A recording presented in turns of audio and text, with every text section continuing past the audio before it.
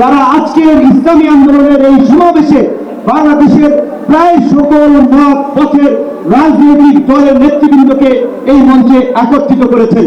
এবং আজকের এই সমাবেশ অত্যন্ত সময়োপযোগী এবং কার্যকর বিষয়ের উপরে ভিত্তি করে নির্ধারণ করা হয়েছে। আপনারা জানেন, বাংলাদেশের 24-এর গণ-অভ্যুত্থান পরবর্তী রাষ্ট্র সংস্কারের যে জনআকাঙ্ক্ষা তৈরি হয়েছে, শাসনতান্ত্রিক ব্যবস্থার পরিবর্তনের যে রাজনৈতিক এবং জনআকাঙ্ক্ষা তৈরি হয়েছে, সেই আনুপাতিক হারে নির্বাচনের দাবিতে আজকে বোধ হয় কয়েকটি দল ব্যতীত সব দলই কিন্তু এই মঞ্চে ইতিমধ্যে হাজির হয়ে এই সংখ্যানুপাতিক নির্বাচনের পক্ষে তাদের দলীয় সমর্থন ব্যক্ত করেছে। আমরা পরিষ্কারভাবেই সংস্কার কমিশনকে বলতে চাই, সমাবেশ শুধু একটা দলের দেখেছেন, সবেমাত্র শুরু হয়েছে। ইসলামী আন্দোলন আজকে করেছে, 19 তারিখ জামাত করবে, তারপরে গণ অধিকার পরিষদ করবে।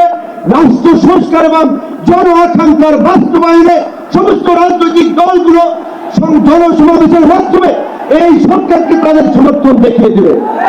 তাই আমরা বলতে চাই, কোন দু একটি দলের উপরে ভিত্তি করে দু একটি দলের কথায় সংস্কারের নকশায় পরিবর্তন আনা যাবে না।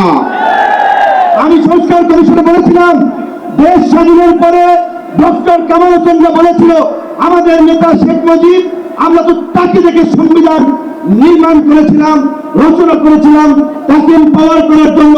আজকে সংস্কার কমিশনকে বারবার আমরা বলতে চাই, দু একটি দলকে প্রাধান্য দিয়ে বেশিরভাগ জনগণের আকাঙ্ক্ষার বিপরীতে গিয়ে কোন সিদ্ধান্ত বাস্তবায়নের দুঃসাহস দেখাবেন না। আনুপাতিক হারে নির্বাচন হলে সমস্যাটা কি? কোন সমস্যা নেই। প্রধানমন্ত্রীর মেয়াদ 10 বছরের বেশি না থাকলে সমস্যা কি?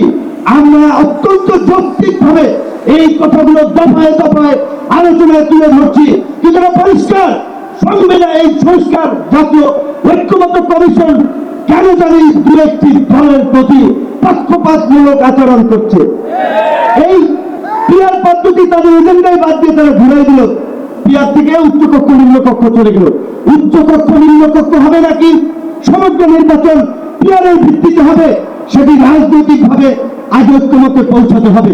একই সাথে আমি আরো একটি কথা বলতে চাই, যে বিশ্বাস সহ জামাতের নেতৃবৃন্দ তারাও বলছে, আমরাও বলছি, আজকে সারা বাংলাদেশে উপজেলা, পৌরসভা, সিটি কর্পোরেশনে স্থানীয় জনপ্রতিনিধি নেই।